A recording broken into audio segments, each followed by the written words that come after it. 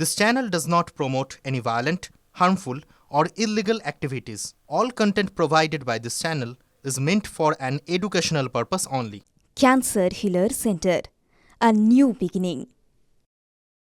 দিল্লির এই ট্রেন্ড দেখে বঙ্গ বিজেপি নেতৃত্ব কি ভাবছে অবশ্যই আমরা জানবো, কারণ এই মুহূর্তে আমাদের সঙ্গে বিজেপি নেতা জগন্নাথ চট্টোপাধ্যায় রয়েছেন সরাসরি। জগন্নাথ বাবু, অতীশী বলছেন অপেক্ষা করুন, এখনো সময় আছে। নমস্কার টিভি 9 এর দর্শকদের। দিল্লিতে বিদায় হলো আপ, এবার যাবে পশ্চিমবঙ্গের পাপ। বঙ্গ বিজেপির তরফ থেকে বঙ্গবাসীকে আমাদের এটাই বলার। দেখুন, দিল্লির এই জয় ঐতিহাসিক জয়। ২৬ বছর পর আমরা দিল্লির সিংহাসন দখল করতে চলেছি। গত লোকসভা ভোটেও 7টি আসনই লোকসভায় আমরা পেয়েছি, তার আগের বছরেও পেয়েছিলাম, আগের লোকসভাতেও পেয়েছিলাম। কিন্তু বিধানসভার ক্ষেত্রে মানুষ স্থানীয় প্রশাসনে কেজরিওয়ালের উপর ভরসা রেখেছিল।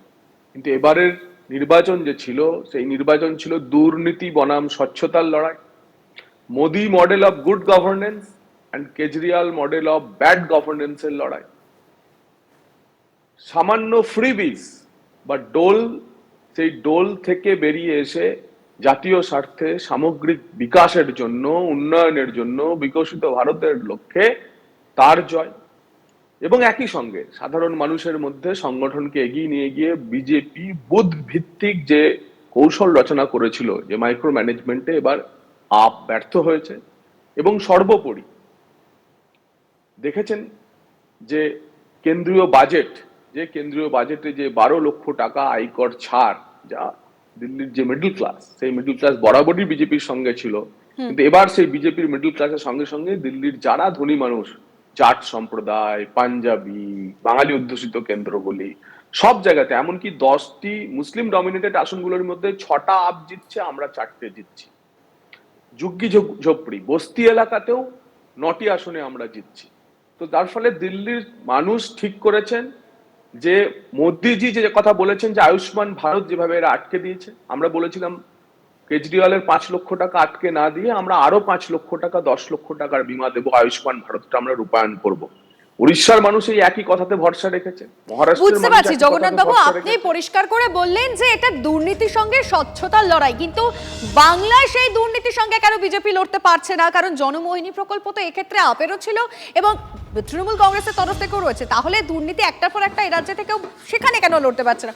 অবশ্যই এই প্রশ্নের উত্তর আপনার থেকে আমি নেব, কারণ আমাদের রিপোর্টারের কাছে যেতেই হবে। জ্যোতির্ময় কর্মকার এই মুহূর্তে দিল্লি থেকে রয়েছেন, সেখান থেকে প্রতিটা মুহূর্তের আপডেট জ্যোতির্ময় জানাচ্ছে। আর জ্যোতির্ময়, এই মুহূর্তে আমরা অতীশের বক্তব্য শুনছিলাম, যেখানে দাঁড়িয়ে তিনি বলছেন যে অপেক্ষা করুন। তুমি বলছিলে যে আপের মধ্যে এখনো তারা আশায় রয়েছেন যে খেলা ঘুরতে পারে, সেই সম্ভাবনার কতটা রয়েছে জ্যোতির্ময়?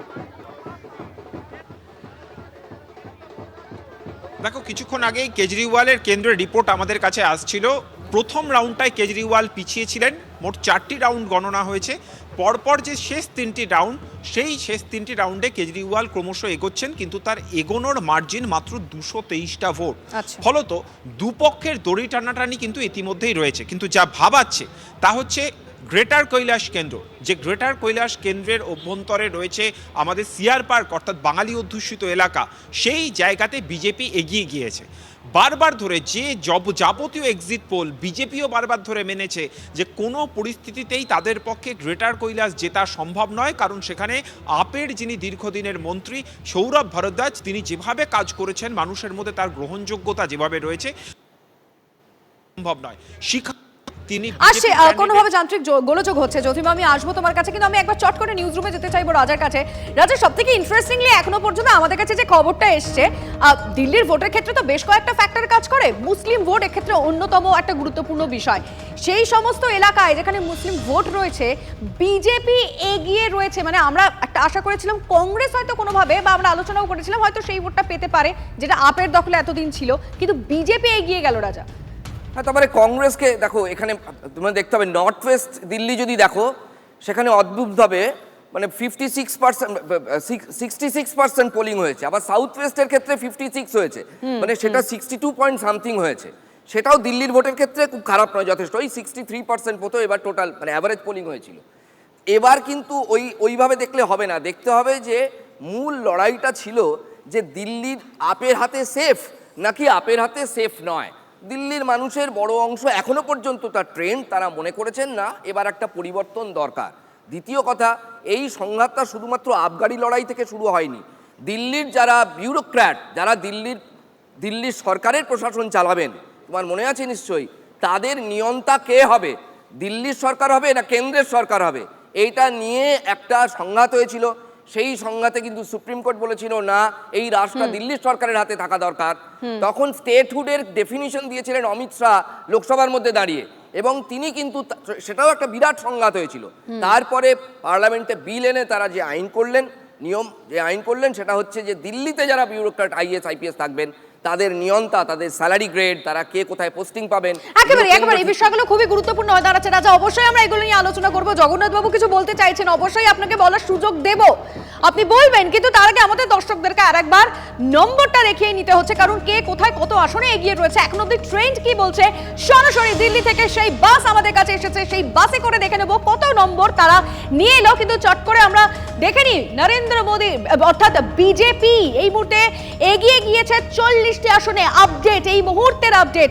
আর আম আদমি পার্টি 30, অর্থাৎ ব্যবধান কিন্তু আরো কমে এলো, ব্যবধান আরো অনেকটা কমে এলো। কংগ্রেস এখনো পর্যন্ত খাতা খুলতে পারেনি, কাটে কাটাক্কার হচ্ছে। আমরা দেখছিলাম ব্যবধান আগে বেশ অনেকটা এগিয়ে ছিল বিজেপি, কিন্তু এখন ব্যবধান আরো অনেকটাই কিন্তু কমে গেল। এই মুহূর্তে দাঁড়িয়ে বিজেপি এগিয়ে রয়েছে 40টি আসনে, আম আদমি পার্টি এগিয়ে রয়েছে 30টি আসনে, এবং কংগ্রেসের ভূমিকা কোথায় গিয়ে দাঁড়ালো, কারণ এখনো পর্যন্ত কংগ্রেস খাতা খুলতে পারেনি।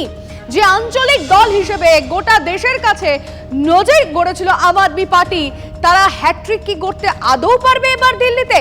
বিজেপি এখন কত আসনে এগিয়ে রয়েছে? 40 আসনে এগিয়ে রয়েছে বিজেপি, এবং 30 আসনে এগিয়ে রয়েছে আম আদমি পার্টি। এবং সময় যতই গড়াচ্ছে আমরা দেখতে পাচ্ছি এই ব্যবধান কিন্তু আস্তে আস্তে কমছে।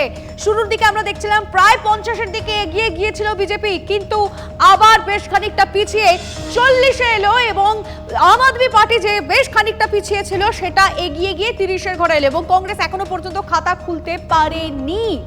যে আম আদমি পার্টি স্বচ্ছতার কথা বলে তারা নিজেদের জায়গা রেখেছিল, এখন বিজেপির তরফ থেকে বারবার করে বলা হচ্ছে যে এই এগিয়ে থাকার পেছনে কারণ হচ্ছে দুর্নীতির সঙ্গে স্বচ্ছতার লড়াই, যেটা আম আদমি পার্টি তাদের শুরু থেকে তারা এই কথাটা বলেছিলেন। আমি অবশ্যই এক্সপার্টদের সঙ্গে কথা বলবো এবং রাজনৈতিক মহলে কে কি মনে করছেন সেটাও জানার চেষ্টা করব। জগন্নাথ চট্টোপাধ্যায় বিজেপি নেতা আমাদের সঙ্গে এই মুহূর্তে রয়েছেন। জগন্নাথ বাবু, ব্রেকে যাওয়ার আগে আপনার কাছে আমার ঠিক এই প্রশ্নটা ছিল, যার উত্তর আমি বলেছিলাম যে একটু পরে আপনার থেকে নেব। আপনি বলছেন দুর্নীতির সঙ্গে স্বচ্ছতার লড়াই, কিন্তু সেই দুর্নীতির সঙ্গে বাংলায় কেন বিজেপি লড়তে পারে না? মমতা বন্দ্যোপাধ্যায়ের এই অপশাসনের বিরুদ্ধে বাংলার মাটিতে দাঁড়িয়ে আর লড়ছে কে? বিজেপি তো প্রধান বিরোধী দল, বিজেপি তো লড়াইটা করছে, এবং এই লড়াইয়ে তো প্রথম যে আমাদের কাছেরা হচ্ছে কেজরিওয়ালের মতোই মমতা দেবী, তিনিও দুর্নীতিগ্রস্ত, তিনিও দুর্নীতিগ্রস্ত অস্বচ্ছ প্রশাসনের প্রতীক।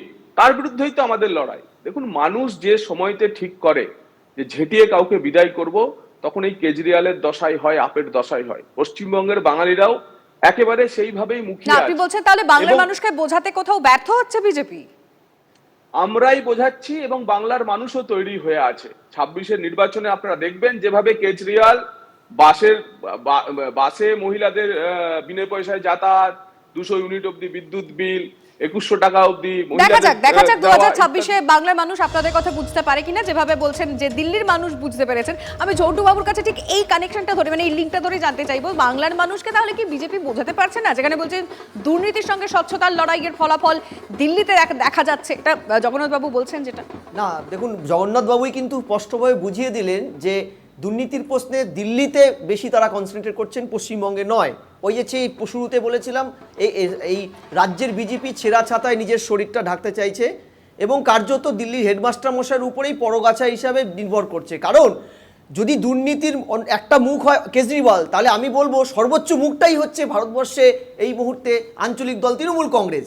এবং খেয়াল রাখবে, এই অতসী গোয়ার নির্বাচনের সময় কার্যত প্রেস ব্রিফ করে বলেছিল, আমরা তৃণমূলের সাথে জোট করতে চাই না, কারণ আমরা গোয়াতে একটা দুর্নীতিমুক্ত সরকার তৈরি করব। এবং এদের জোটের ভিতরেই তারা কার্যত আইডেন্টিফাই করে দিয়েছিল তৃণমূল দুর্নীতির আরেক নাম। তাহলে সেই জায়গায় দাঁড়িয়ে বিজেপির 1-to-1 যে লড়াইটা এ রাজ্যে দুর্নীতির বিরুদ্ধে তৃণমূলকে ক্লিনিং করা, সেটা কিন্তু তারা করেনি। খেয়াল রাখতে হবে, লাস্ট নির্বাচনে কেজরিওয়াল জেলে গেল 100 কোটি টাকার ঘাপলার জন্য। ঠিক এখানে পশ্চিমবঙ্গে যেখানে ন্যূনতম একটা কাউন্সিলরের 27টা অ্যাকাউন্ট পাওয়া যায়, সেখানে কার্যত কিন্তু কোনো রকমই তার একেবারে বুঝতে পারছি আপনার বক্তব্য আমাদের কাছে পরিষ্কার। ধন্যবাদ আপনাকে জগন্নাথ বাবু, আপনাকে আপাতত ধন্যবাদ। আমরা কথা বলছিলাম এক্সপার্টদের সঙ্গে এবং রাজনৈতিক মহলে কে কি বলছেন জানার চেষ্টা করেছি, কিন্তু আরো একবার আপনাদেরকে আমরা এই মুহূর্তে দিল্লি থেকে কি ট্রেন্ড আসছে সেটা সরাসরি আরেকবার আপনাদেরকে দেখাতে চাইবো। কে কোথায় কত আসনে এগিয়ে রয়েছে চটপট আমরা দেখে নেব। এই মুহূর্তে বিজেপি এগিয়ে রয়েছে 40টি আসনে, আম আদমি পার্টি এই মুহূর্তে ব্যবধান কিন্তু ক্রমশই কমছে, 30টি আসনে এগিয়ে রয়েছে এবং কংগ্রেস এখনো পর্যন্ত খাতা খুলতে পারেনি। তাহলে এটাই কোথাও গিয়ে কি মানে ট্রেন্ড যেটা দেখা যাচ্ছে সেটাই শেষ পর্যন্ত হবে? আমরা কিন্তু এখনো সেটা বলতে পারবো না, কারণ এখন অবধি যেটা দেখা যাচ্ছে, আরো একবার আপনাদের দিল্লির সেই নম্বরটা আমরা জানিয়ে রাখতে চাইবো। ট্রেন্ড বলছে বিজেপি এগিয়ে রয়েছে 40টিতে, আম আদমি পার্টি 30টি, কংগ্রেস এখন অবধি খাতা খুলতে পারেনি।